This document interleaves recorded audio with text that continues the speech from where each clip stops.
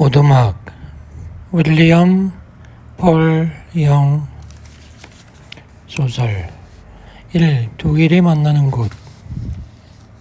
심하게 건조한 겨울이 지나고 3월이 되자 폭우가 쏟아졌다. 캐나다에선 한랭 전선의 영향으로 오레곤주 동부에서 컬럼비아강 협곡으로 바람이 불어닥쳤다. 캐스케이드 산맥에는 새로 내린 눈이 담요처럼 쌓였다.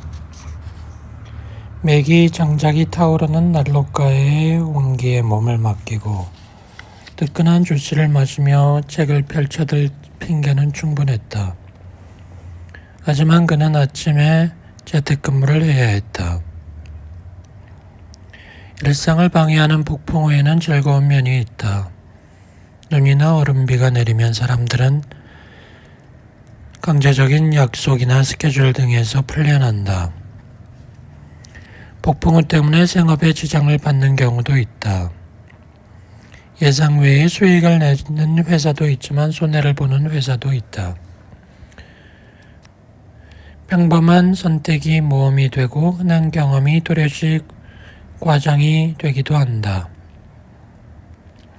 맥은 오후 늦게 옷을 감싸고 집 밖으로 나왔다. 현관에서 90m 떨어진 정도의 우편함까지 걸어가 볼 생각이었다. 자연의 힘에 맞서 주먹을 불끈 쥐고 웃었다. 얼음비에 뺨과 손이 아렸지만 맥은 경사진길을 천천히 걸어갔다. 얼음 폭풍이 몰아닥치면 대담하게 걷기가 힘들어진다. 그는 수정 얼음에 둘러싸인 아름다운 세계를 바라보았다. 우편함의 입구를 막은 얼음을 털어내는 데만 1분이 걸렸다. 그의 첫 번째 이름만 타입으로 찍혀있는 편지봉투 한 장이 있었다. 우표도 소인도 주소도 없었다. 맥은 호기심에 봉투 끝을 찢었다. 미켄지 오랜만이군요. 다음 주말에 오두막에 갈 예정이니까 같이 있고 싶으면 찾아와요. 그는 오두막에 대해서는 일부러라도 생각하지 않으려 했다. 누군가 고약한 장난을 치려 했다면 제대로 친 것이다. 그는 우편 배달부 토니를 떠올리며 바보라고 중얼댔다. 그는 몇 걸음을 옮기다가 왼쪽으로 경사진 지점에 이르렀다. 결국 얼어붙은 연못으로 내려오는 오리마냥 미끄러지고 말았다.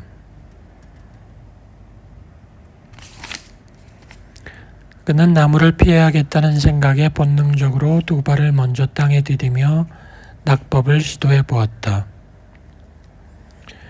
아드레날린 과다 분비 탓인지 몸이 지나치게 반응했고 그는 정글에 설치한 덫에 걸린 것처럼 움찔하며 자기 두 발이 앞으로 들려 올라가는 장면을 목격했다.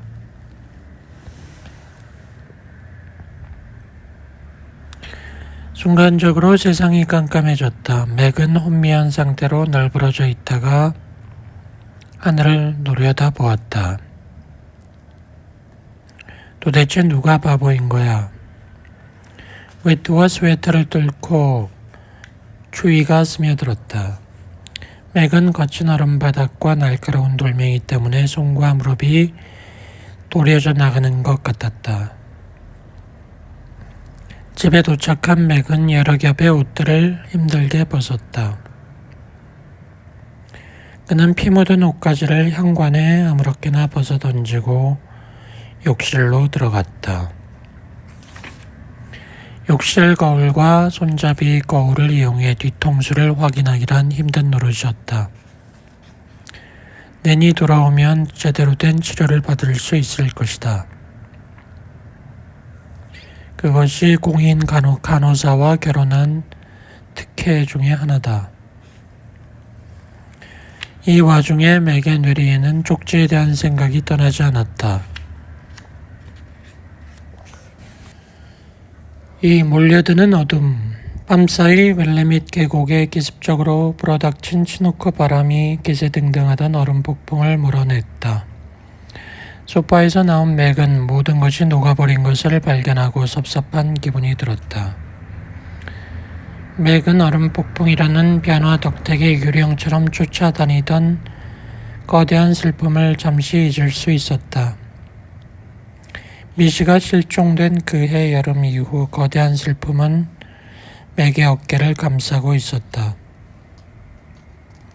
거대한 슬픔이 뱀처럼 가슴과 마음을 죄어 더 이상 아무것도 남지 않을 때까지 눈물을 쥐어짜내는 것 같을 때도 있었다.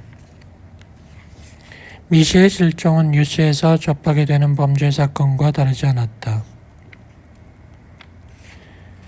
여름의 마지막 휴가 기간인 노동절 주말에 벌어진 사건이었다. 맥은 어린아이 셋을 데리고 오리건주 북동부 호수로 야영을 가겠다는 결정을 내렸다. 식구들 모두 모험과 캠핑의 열기로 흥분해 있었다. 맥이 하자는 대로 했다면 이사용 트럭을 집 앞에 대고 살림 대부분을 옮겨 실었을지도 모른다.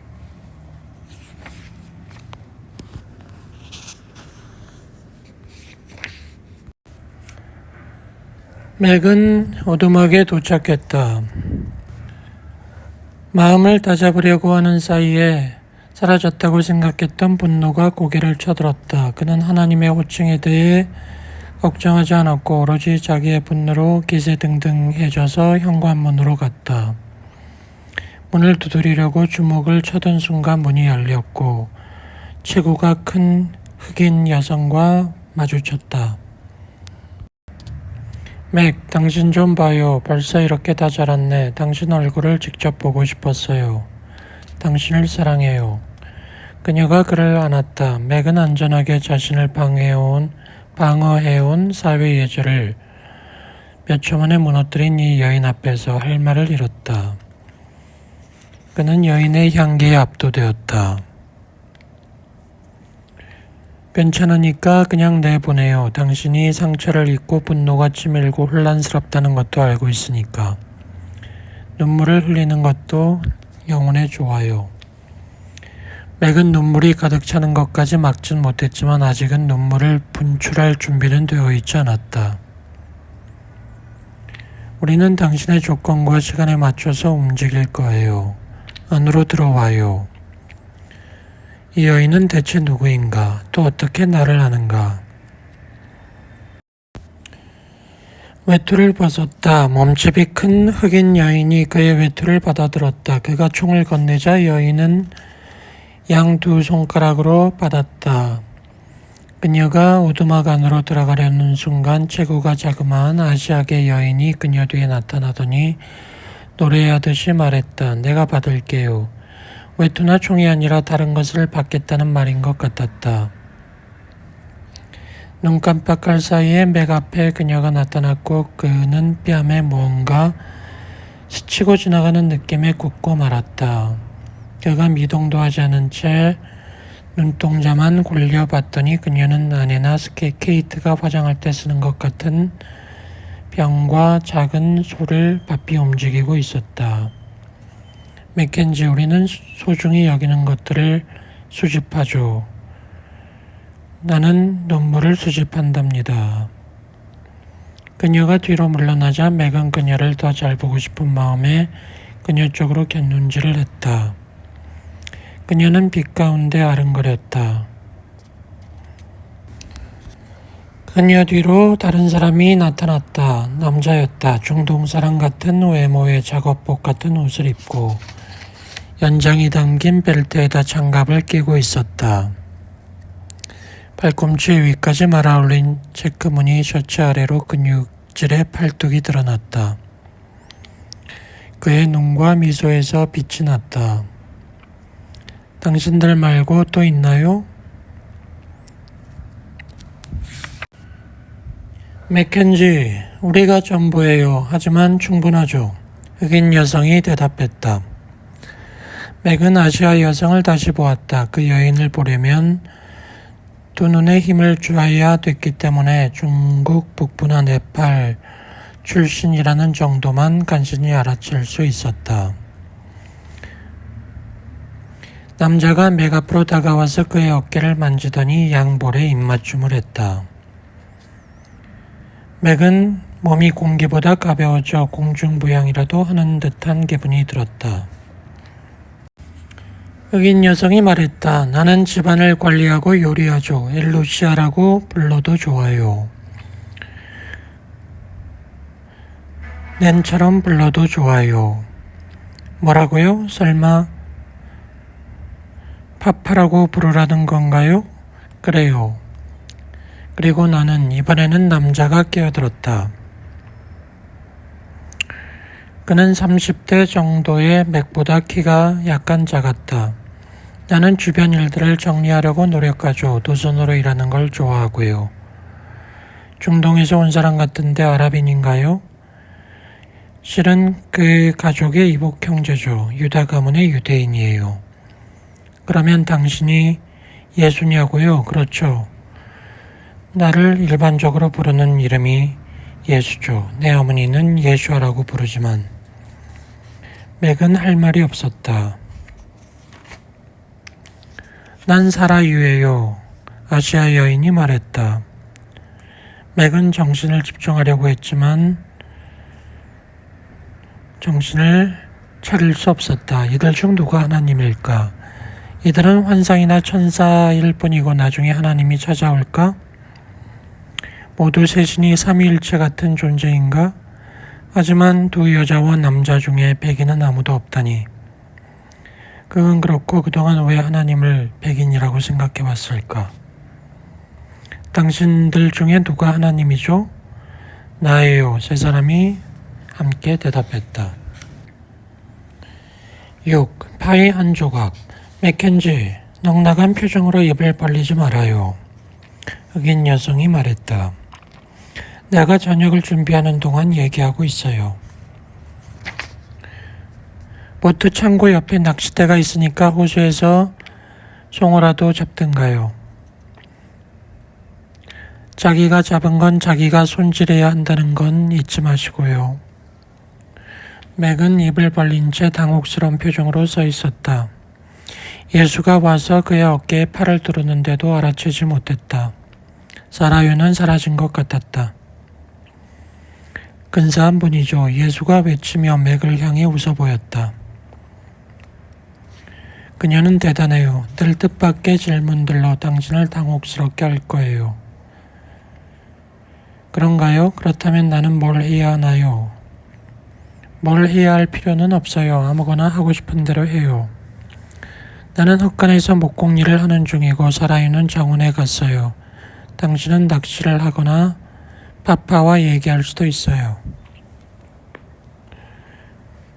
맥은 생각하다가 오두막으로 들어가는 것이야말로 자기가 원하는 일이라고 결론 내렸다. 맥은 안으로 들어가 주위를 둘러보았다. 맥은 여인의 콧노래를 따라 짧은 복도를 지나 작은 4인용 식탁에 갔다. 파파는 등을 돌린 채 일하고 있었다. 무슨 음악을 들었는지 물어봐도 될까요? 맥이 질문했다. 웨스트코스트 주제예요. 디아트리베라는 밴드의 마음의 여행이라는 음반인데 아직 출시되지 않았어요. 이 아이들은 태어나지도 않았어요. 그렇군요. 하나님이 펑크 음악을 듣는다고요? 난 당신이 조지 베벌리스야. 나 모르몬 태버나클 합창단처럼 교회다운 음악을 들을 거라 생각했는데 맥켄지, 나를 경계할 필요는 없어요. 나는 모든 것을 들어요. 맥은 그녀의 말과 지금의 상황을 이해해 보려고 안간힘을 썼다. 맥켄지, 남자나 여자나 모두 나의 본성에서 나왔지만 나는 남자도 여자도 아니에요. 내가 당신에게 남자나 여자로 보이고자 한다면 그건 당신을 사랑하기 때문이죠. 내가 여자로 나타나서 당신에게 빠빠라고 부르라고 제안한 건 단순히 상징들을 뒤섞이게 하고 당신이 종교적인 조건하에 빠지는 것을 막으려는 의도죠. 내가 간달프처럼 수염을 휘날리는 백인 할아버지로 나타났다면 당신의 종교적인 고정관념이 더욱 강화되었겠죠. 그러나 지금은 고정관념을 강화하는 시간이 아닙니다. 맥은 그렇게 생각해요. 난 내 자신이 완전히 미친놈은 아니겠지 하며 여기 왔어요 라고 말하면서 웃고 싶었으나 그녀의 말에 집중하고 있었다. 머릿속으로는 하나님이 영이며 남자도 여자도 아니라고 믿었지만 당혹스러웠다.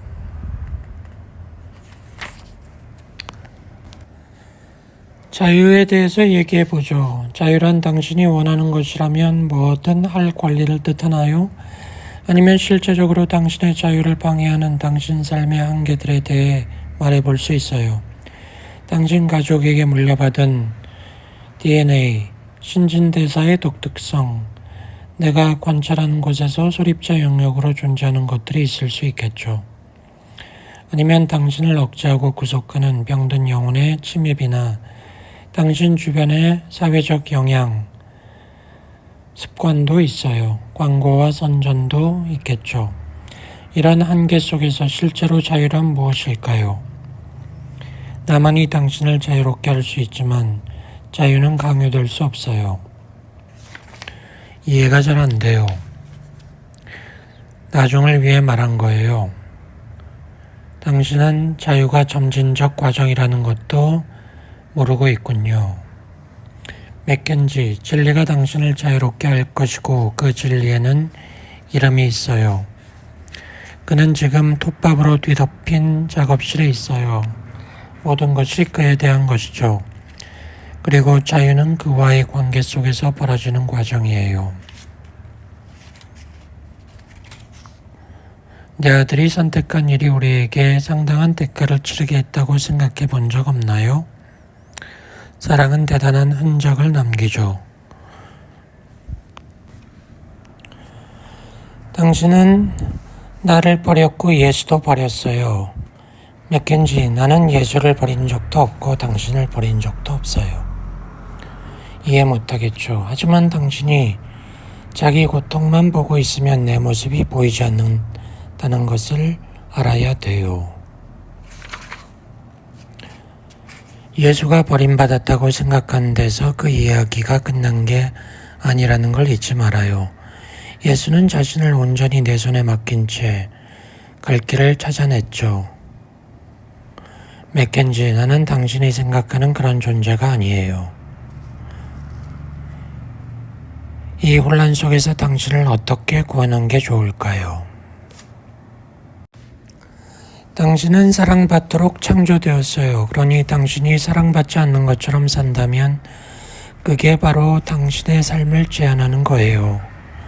사랑받지 못하고 사는 것은 새의 날개를 잘라서 날아다니는 능력을 제거하는 것과 같아요. 나는 당신이 그러길 바라지 않습니다. 그게 문제였다. 맥은 그 순간 자신이 사랑받는다고 느끼지 못했다. 맥, 고통은 우리의 날개를 잘라내고 날 수 있는 능력을 빼앗아 버려요. 이 문제를 오랫동안 해결하지 못하면 당신은 자신이 날기 위해 창조되었다는 사실마저 잊을 거예요. 나는 당신과 달라요. 나는 하나님이죠. 나는 스스로 존재해요. 또 당신과 달리 내 날개는 잘려질 수 없어요. 사람들은 나를 성스러운 타자, 전적인 타자라고 부르죠. 문제는 많은 사람들이 나의 존재를 이해해 볼 생각으로 자신이 생각하는 최고의 모습을 투영하고 자신들이 인식할 수 있는 선함을 인수분해한 후에 그 결과를 하나님이라 부른다는 거죠. 그들의 시도가 고결한 노력으로 보이긴 해도 실제 내 모습이 아니죠. 나는 당신들이 생각할 수 있을 정도의 그런 정도의 최고가 아니에요. 그 이상이고 당신이 생각하는 것을 초월해요. 당신이 이해 못할지라도 당신에게 내 존재를 알리고 싶어요. 지금은 날기 훈련 중입니다. 당신도 상상했겠지만 하나님에겐 유리한 점들이 있어요. 나는 완전히 무한하고 한계가 없죠. 나는 전체를 알아왔어요. 나는 정상적인 존재 상태로서 영원한 만족 상태에 살아요. 우리는 이 특권을 함께 나누기 위해 당신들을 창조했어요. 그런데 아담이 지 멋대로 하고 싶었죠. 우리는 아담이 그러리라는 걸 알았고 그 결과 모든 게 엉망이 됐죠. 그래도 우리는 모든 창조물을 폐기하는 대신 이 혼란의 한가운데로 들어왔어요. 우리가 예수 안에서 한 일이 바로 그거죠. 하나님의 아들로서 인간의 존재에 대해 말함으로써 비로소 우리 셋은 완전한 인간이 되었죠. 우리는 또한 수반되는 모든 한계를 포용하기로 했어요. 우리는 이 창조된 우주 안에 머물러 왔지만 이제는 피와 살로서 이곳에 존재해요. 그건 다니는 것이 본성인데도 땅에 걷기로 결정한 새와 마찬가지인 셈이죠. 이 새는 새의 길을 그만두지 않으면서도 자기의 삶을 의미심장하게 변화시켰어요. 예수는 본성적으로 하나님이지만 인간이고 인간으로 살아요. 그의 이름이 하나님이 우리와 계시다. 즉 하나님이 당신과 함께 계시다라는 뜻이죠. 그 모든 기적들은요. 그건 예수가 진정으로 인간이라는 것을 입증하죠. 나는 날 수 있지만 인간은 날지 못해요. 예수는 완전히 인간이죠. 그는 하나님이지만 하나님의 본성으로는 일을 하지 않았어요. 그는 나와의 관계 속에서 살아왔고 내가 인간과의 관계에서 바라는 그 방식대로 살고 있어요. 처음으로 자신 안에 거하는 나의 생명을 신뢰했고 겉모습이나 결과는 신경 쓰지 않고 나의 사랑을 믿었죠. 예수는 자기 안에서 또한 자신을 통해 작용하는 나의 생명과 힘을 신뢰하는 의존적이고 제한된 인간으로서 눈먼 사람을 치유했어요. 인간으로서의 예수는 누군가를 치유할 힘을 갖고 있지 못해요. 그는 나와의 커뮤니언 속에만 있기 때문에 특정한 상황에서 나의 마음과 의지를 표출할 수 있었어요. 7. 선착장의 하나님. 맥은 화장실에서 얼굴을 닦으면서 거울을 바라보았다. 이게 현실일까? 불가능한 일이다. 하지만 그는 놀랐다. 예수가 반죽이나 소스가 들어있던 사발을 떨어뜨린 모양인지 내용물이 흩어져 있었다. 문간에 서서 그들을 바라보는 동안 맥의 머릿속에 온갖 생각이 떠올랐다. 관계 속의 하나님이란 이런 것일까? 저녁은 정찬이었다. 감사합니다. 밥을 좀 먹어도 될까요? 그럼요. 빠빠가 예수를 향해 고개를 끄덕거렸다. 소스가 과연 튀는지 보고 싶어 해서요. 예수가 대꾸했다. 아까는 손이 좀 미끄러웠어요. 할 말이 없네요. 빠빠가 맥에게 밥을 건네주었다. 이 동네에서는 괜찮은 도우미를 구할 수 없다니까요. 다들 웃었다. 예수와 선착장으로 가서 얘기를 나눴다. 사라유는 성령인가요? 그래요. 창조력이고 행동이고 생명의 숨이죠. 나의 영이죠. 사라유라는 이름은요. 우리 인간의 한 언어에서 따온 단순한 이름이죠. 바람을 뜻해요. 그녀는 평범하지 않은데요. 또 파파가 언급했던 엘루시아죠. 훌륭한 이름이죠. 엘은 창조주 하나님으로서 나의 이름이고, 오시아는 존재, 진실로 실제적인 것이라는 뜻이에요. 진정으로 실제하며 모든 존재의 근거가 되는 창조주 하나님이라는 이름이죠. 그래서 우리를 어디로 데려가는 거죠? 당신이 언제나 가려고 했던 그곳이죠. 우리 사랑과 목적의 한가운데 말이에요. 그것과는 함께 살 수 있을 것 같은데요.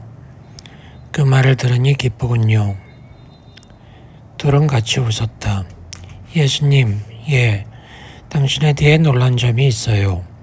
그게 뭐죠? 난 당신이 인간적으로 좀 더 멋있을 줄 알았어요. 잘생겼다는 말이군요. 그러고 싶지 않았지만 당신을 외모가 출중한 인간이라고 생각했던 것 같아요. 코가 문제군요. 나는 유대인이에요. 외할아버지가 코가 컸죠. 맥, 이런 만남은 특별한 거예요. 당신은 헤매고 있었고 우리는 당신이 고통에서 나오게 도와주고 싶었어요. 하지만 내가 보이지 않는다고 해서 우리 관계가 이만큼 실제적이지 못하다고 생각하지 말아요. 처음부터 내 목적은 내가 당신 안에서 살고 당신이 내 안에 사는 것이었으니까. 어떻게 그렇게 되죠? 당신이 완전한 인간이라면 어떻게 내 안에 있을 수 있어요? 놀라운 일 아닌가요? 그게 파파의 기적이죠. 사라유의 힘은 곧 나의 영이고 하나님의 영이기도 한데 그것은 오래전에 잃어버린 것을 결합하는 힘을 가지고 있어요.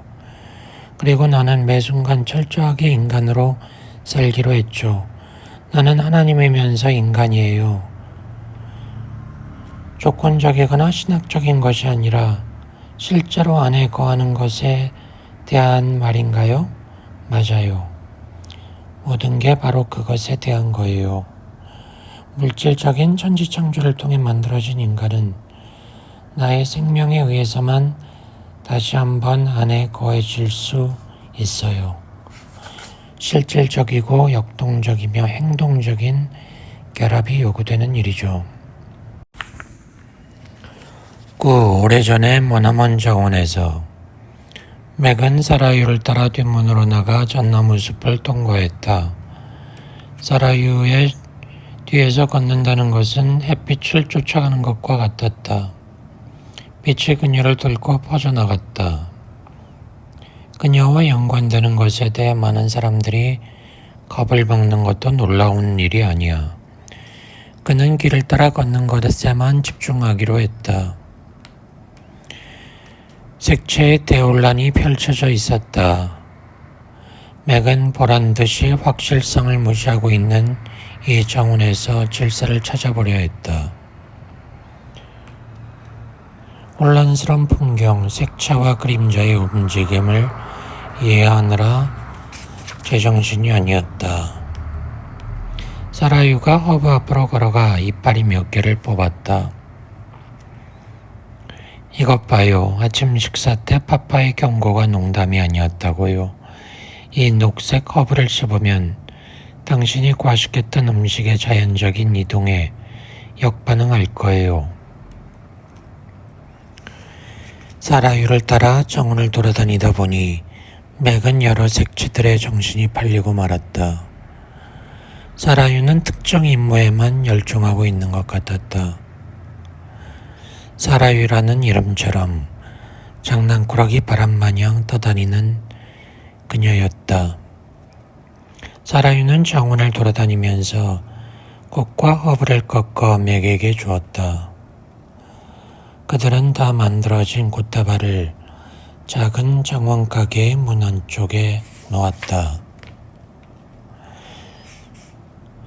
그녀가 걸음을 멈추는 것도 알아채지 못하고 맥은 부딪힐 뻔했다.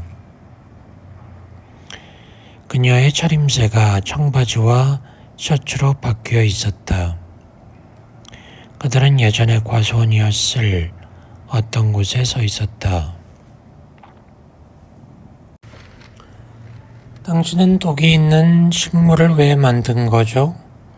당신의 질문은 독이 나쁘다는 것을 전제하고 있어요.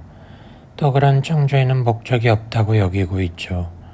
나쁜 식물이라고 하는 것은 대개 치유력이 뛰어나거나 다른 것과 혼합되어 특별한 효력을 발휘하죠. 인간들은 알지 못하면서 선하거나 악하다고 단정짓죠. 여기 있는 훌륭한 식물들의 뿌리를 전부 파내야겠어요. 뿌리가 남아있지 않아야 우리가 심을 씨앗을 해치지 못할 거예요. 내가 질문 하나 하죠.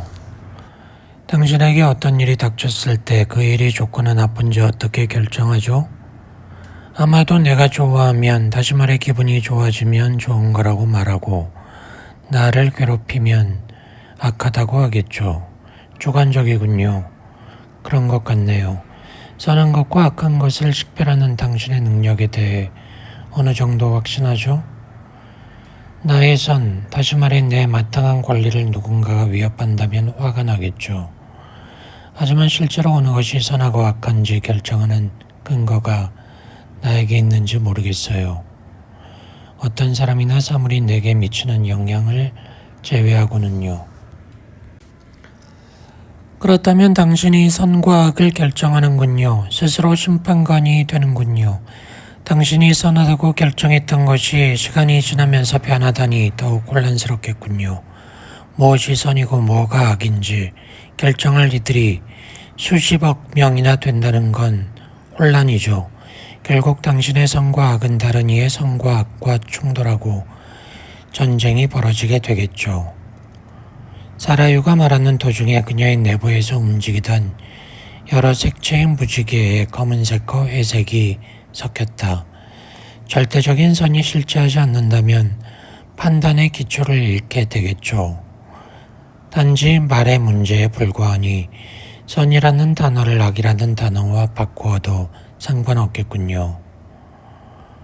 무엇이 문제인지 알 것 같네요. 문제요? 사라유가 일어나 그를 마주보며 말했다. 그녀는 심기가 불편해 보였다. 맞아요. 그들은 선악과를 먹어버림으로써 결국 이 우주를 찢고 영적인 것과 육체적인 것을 분리시켰어요. 그들은 하나님의 숨결을 내쫓고 그들 자신이 택한 숨을 내줌으로써 생명을 잃었어요. 큰 문제죠. 사라유 자신의 강한 어조 때문인지 사라유는 서서히 공중으로 떠올랐다가 다시 내려왔다. 대단히 슬픈 날이었죠. 내 시간과 에너지 대부분을 소비해가면서 재정적인 안정이나 건강, 은퇴 등 나 스스로 선이라고 규정한 것들을 얻으려고 노력해왔다는 사실을 이제 깨달았어요. 또 스스로 악이라고 규정한 것에 대해서도 에너지를 쏟아부어가며 두려워했었고요. 맥이 한숨을 내쉬었다. 사라유가 말했다. 당신은 자신의 조건에 따라 선악을 선택하려는 권리를 포기해야 해요. 내 안에서만 살겠다고 선택한다는 것이 당장은 쓴 약을 삼키는 것 같겠죠. 당신은 나를 잘 알고 신뢰하고 또 나의 고유한 선 안에서 사는 법도 배워야 해요. 악이란 선의 부재를 묘사할 때 사용하는 단어죠. 생명이 부재할 때 죽음이라고 하는 것과 똑같아요. 악과 어둠은 실제로 존재하지 않는 것이에요. 선과 빛의 관계에서만 이해할 수 있어요. 나는 빛이고 선해요. 나는 사랑이고 내 안에는 어둠이 없죠. 빛과 선은 존재하죠. 그러나 나에게서 멀어져 나가면 어둠 속으로 빠져들어요. 독립을 선언하면 결국 악에 이를 뿐이에요. 나에게서 떨어지면 자기에게만 의지해야 하니까요. 생명에서 분리되면 죽음이 찾아오죠. 선이라는 것이 암의 발병이나 소득의 상실, 죽음에 이르게 할 수도 있겠죠. 맞아요. 그런데 미씨는 보호받을 권리가 없었나요? 없었어요. 아이는 사랑받기 때문에 보호받는 것이지 처음부터 보호받을 권리가 있는 건 아니에요. 그녀의 말에 세계가 뒤집히는 것 같았다. 권리란 애써 관계를 만들 필요가 없다고 생각하는 사람들이 내세우는 개념이죠. 당신은 내 안에서 사는 경이로움과 놀라운 경험에 대해 알게 되겠죠. 맥켄지, 예수는 어떤 권리도 주장하지 않아요. 그는 기꺼이 봉사하는 자가 되어 파빠와의 관계 속에서 살죠. 그는 모든 것을 포기하고 헌신함으로써 당신이 권리를 주장하지 않고도 자유롭게 살 수 있도록 여건을 마련해 주었어요. 그때 파빠가 나타났다. 좋은 대화를 나누고 있는 것 같은데요. 최고의 대화죠. 파빠, 내가 그를 어떻게 용서할 수 있죠? 미씨를 죽인 자를 용서할 수 없을 것 같아요. 큰 소리로 말해. 내 자녀의 선언에는 힘이 있어. 당신을 용서한다. 당신을 용서한다. 당신을 용서한다. 맥켄지 정말 잘했어. 그는 지금 해치고 건너온 감정 여행에 대해 뭐라 표현할지 몰랐다. 살아있다는 느낌이 들었다. 아직도 화가 가라앉지 않는데 물론이지 그는 끔찍한 짓을 했어. 많은 사람에게 고통을 안겨주었지. 분노하는 건 정당한 반응이야. 하지만 너의 분노와 고통 때문에 그의 목을 감고 있는 네 손을 치우지 못한다면 안 되겠지. 첫날과 두 번째 날에 용서한다고 100번을 선언해야 할지도 몰라. 셋째 날부터는 횟수가 줄어들고 언젠가는 완전히 용서하게 될 거야. 또 그 사람의 온전함을 위해 기도드릴 수 있을 거야. 그리고 나의 사랑으로 그의 삶에서 타락의 흔적을 태울 수 있도록 나에게 인도하겠지. 지금은 모르겠지만 언젠가는 그 사람이 다른 처지에 놓이게 됨을 알게 될 거야. 너에게 보여줄 게 또 있어. 미씨를 집으로 데려가려고 여기 온 거야. 사라유의 꾸러미를 쳐다보며 선물의 용도를 깨달았다. 그들은 이 황량한 곳 어딘가에 살인범이 숨겨둔 미씨의 시신을 수습하러 온 것이다. 17. 마음의 선택. 맥이 미씨의 시신을 오두막까지 들고 오는 사이에 시간은 빠르게 지나갔다.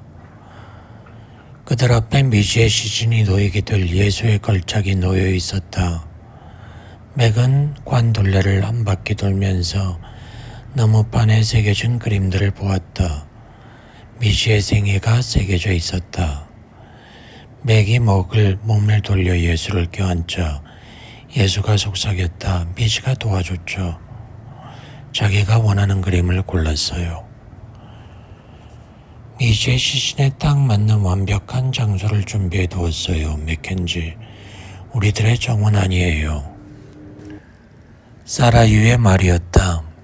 그들은 부드러운 잔디와 이끼가 깔린 관 안에 미씨의 시신을 내려놓은 후에 사라유의 꾸러미에서 가져온 곡과 향료로 채웠다. 예수와 맥은 관뚜껑을 닫은 후에 양 모서리를 붙잡고 맥이 미리 깨끗하게 치워두었던 과수원 쪽으로 사라유를 따라갔다. 사라유가 걸어나와 절을 하며 말했다. 나는 미씨가 오늘을 위해 특별히 쓴 노래를 부르는 영예를 얻었어요. 내 안에서 숨을 쉬어요. 그리고 살 수 있게 나를 안아서 잠들게 해줘요. 나에게 바람의 입맞춤을 해주고 내 숨을 가져가요.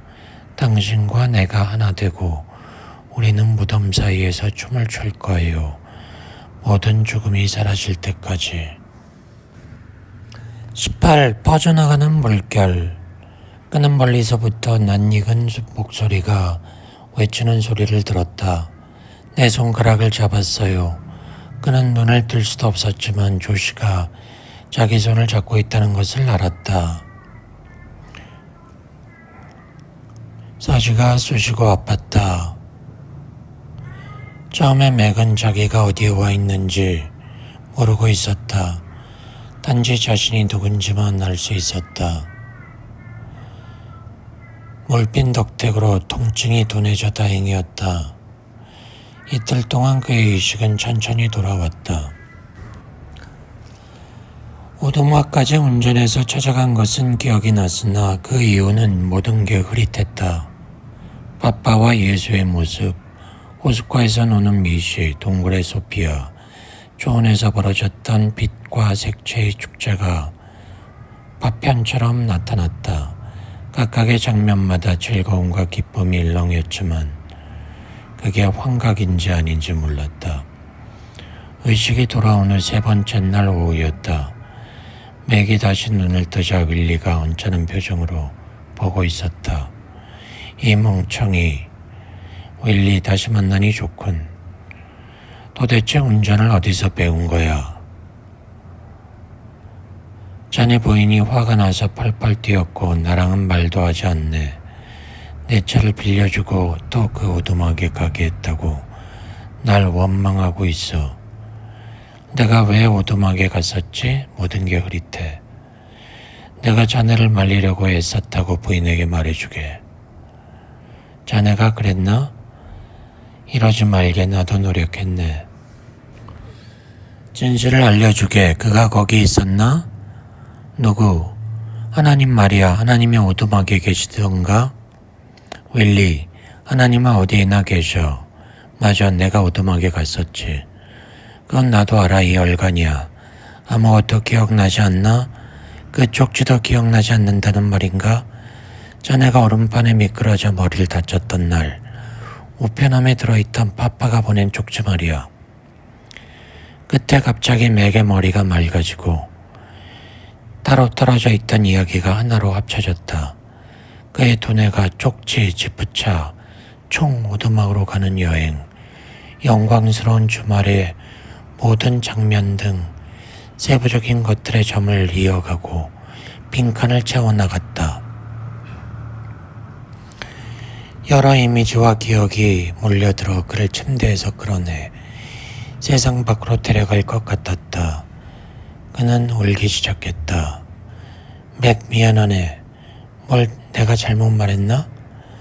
아무것도 아니야. 이제 전부 기억할 수 있어. 쪽지와 오두막, 미시, 빠빠. 그러니까 거기 있었다는 건가? 하나님이? 윌리, 그분이 거기 계셨네. 좀 기다려보게. 다 말해주겠네. 절대 믿지 못할 거야. 아, 그래. 자네에게 할 말이 있다고 하셨지. 뭐 나에게? 자네를 특별히 좋아한다고 전해달라고 하더군. 가봐야겠네. 나중에 또 말해주게. 다음으로 내니 병실에 들어왔다가 맥이 침대에 앉아 빙글거리는 모습을 보았다. 그는 어디서부터 시작해야 할지 몰라 아내에게 먼저 말해보라고 했다. 그녀는 남편이 정신을 되찾은 것을 기뻐하며 그가 아직도 헷갈려하는 부분에 대해 설명해 주었다. 음주운전자가 모는 차와 충돌해서 거의 죽을 뻔했고 골절상과 내상을 입고 수술을 받았다고 했다. 장기 혼수 상태에 빠질 것이라는 우려가 있었지만 그가 의식을 되찾으면서 걱정이 사라졌다. 아내의 설명을 들으면서 하나님과 주말을 보낸 직후에 사고가 나다니 기이한 노릇이라고 맥은 생각했다. 삶은 겉으로 보기에는 예측할 수 없는 혼돈이라고 파파가 설명하지 않았었나. 내니 사고는 금요일 밤에 일어났다고 했다. 일요일이 아니라? 맥이 손을 내밀자 게이트가 손을 잡아주었다. 게이트, 온 마음을 다해 널 사랑한다는 걸 알아줬으면 좋겠어. 아빠, 나도 아빠를 사랑해요. 그는 미소를 지었다가 딸의 손을 붙잡은 채 말했다. 미시에 대해 말하고 싶구나. 케이트가 움찔했다. 케이트는 본능적으로 손을 빼려고 했으나 맥은 딸의 손을 꼭 잡았다. 케이트가 주위를 둘러보자 낸이 어깨를 감싸주었다. 왜요? 케이트, 그건 네 잘못이 아니란다. 뭐가 내 잘못이 아니라는 거죠? 우리가 미씨를 잃은 건 말이다. 딸아, 그 일에 대해서는 아무도 너를 비난하지 않는단다. 케이트는 감정이 폭발하고 말았다. 내가 간호에서 경솔하게 굴지만 않았더라면 아빠가 물에 뛰어들 필요가 없었고, 자기 혐오가 가득한 목소리였다. 맥이 한쪽 손을 딸아이 팔에 얹으며 말을 막았다. 내가 하려는 말이 바로 이거란다. 그건 네 잘못이 아니야. 아버지의 그 말이 상처 입은 자신의 가슴을 꿰뚫고 들어오자 케이트는 울기 시작했다. 언제나 내 잘못이라고 생각했어요. 아버지와 엄마가 날 원망한다고 생각했어요. 케이트, 그 일을 의도한 사람은 아무도 없었어. 그 사건은 우연히 일어난 거고 우리는 그 사건을 버텨내고 살아가는 법을 배울 거야. 우리 모두 함께. 알겠지? 케이트는 감정에 압도되어 울다가 아버지의 손을 뿌리치고 뛰쳐나갔다. 낸 역시 눈물을 흘리고 있었다. 그녀는 무기력하지만 격려하는 눈빛으로 맥을 쳐다보고는 얼른 딸을 쫓아나갔다. 맥이 깨어나 보니 케이트가 자기의 옆에 바싹 누워 편안한 표정으로 잠들어 있었다. 케이트가 고통을 이겨낼 수 있도록 아내가 도와주었다. 그가 눈을 뜬 것을 보고 낸이 이 딸을 깨우지 않으려고 조용히 다가와서는 그에게 입맞춤했다. 맥은 사람들을 데리고 미시의 시신이 있는 곳으로 안내했다. 빠빠가 아니었더라면 정확한 장소를 찾아내지 못했을 것이다. 동굴 앞에 돌무더기 꼭대기에 빨간 표시가 새겨진 돌멩이가 놓여 있었다. 맥은 빠빠가 어떤 일을 해놓았는지 알아차리고 웃음을 터뜨릴 뻔했다. 토미는 어떤 결과가 나올지 확신한 순간 일행에게 멈추라고 했다. 맥은 중요한 상황이라는 것을 알고 증거 보존을 위해 동굴을 다시 닫아두기로 했다. 토미는 조셉으로 돌아가서 과학수사대회와 관련 당국에 보고하기로 했다. 그리고 내려오는 길에 맥의 이야기를 다시 들었다. 이제 그의 마음은 새롭게 열려 있었다. 토미는 또한 맥이 곧 받게 될 여러 조사를 잘 조정하는 법도 일러주었다. 맥의 알라바이는 흠 하나 없이 완벽했지만 그래도 심각한 질문들이 이어질 수 있었다. 다음날 전문가들이 미시의 시신을 발견하고 시트와 그 밖의 물건들을 수거했다. 몇 주 후 그들은 충분한 증거를 확보해서 꼬마 숙녀 살인마를 추적, 마침내 체포했다. 경찰은 살인범이 미시의 동굴에 남긴 단서를 이용해 그가 살해한 다른 소녀들의 시신도 찾아낼 수 있었다. 맞는 말, 내가 들은 이야기는 여기까지다. 이 모든 것이 맥이 회생한 대로 실제 일어난 일인지 아니면 교통사고와 모르핀 때문에 그의 정신이 이상해진 결과인지 궁금해하는 사람들이 있을 것이다. 요즘 맥은 예전과 마찬가지로 생산적인 삶을 살고 있다. 그는 자신의 삶에 일어난 모든 변화야말로 충분한 증거라고 했다. 거대한 슬픔이 사라진 지금 그는 대부분 시간에 기쁨을 경험하고 있다.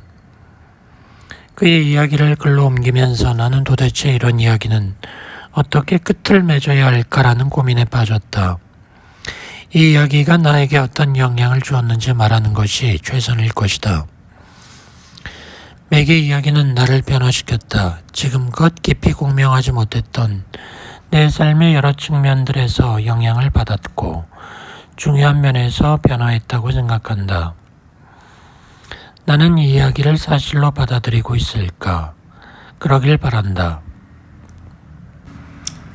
당신이 맥을 만나게 된다면 그가 사랑과 친절의 새로운 혁명을 바라고 있다는 사실을 알게 될 것이다. 화해와 가정이라 불릴 만한 곳을 갈망하는 사람들을 위해 예수님이 지금까지 해왔고 앞으로도 할 일을 중심으로 그리고 예수님을 중심으로 일어나는 그런 혁명을 바라는 것이다. 그의 혁명은 어떤 것도 전복시키지 않으며 혹시 그런다고 해도 우리가 절대로 생각하지 못할 방법이 될 것이다. 그의 혁명은 죽음을 비롯해서 섬기고 사랑하며 웃는 단순한 부드러움과 보이지 않는 친절로 이루어진 일상의 힘이다. 어느 하나라도 중요하다면 그건 모든 것이 중요하다는 뜻이기 때문이다. 모든 것이 드러나는 날 우리는 무릎을 꿇고 사라유의 힘 안에서 예수님이 모든 창조물의 주님이며 파파의 영광이라고 고백할 것이다. 마지막으로 덧붙일 말이 있다. 나는 맥과 낸이 둘만의 시간을 위해 가끔 오두막에 갈 것이라고 확신한다. 맥이 그 낡은 선착장에서 신발과 양말을 벗고 물에 발을 담근다 해도 나는 놀라지 않을 것이다. 윌리. 지상에는 하늘나라로 가득 차 있다. 모든 평범한 나무들이 하나님과 함께 불타오른다. 그러나 볼 줄 아는 자만이 신발을 벗는다. 다른 이들은 나무 주변에서 딸기나 줍는다. 엘리자베스 베럿 브라우닝.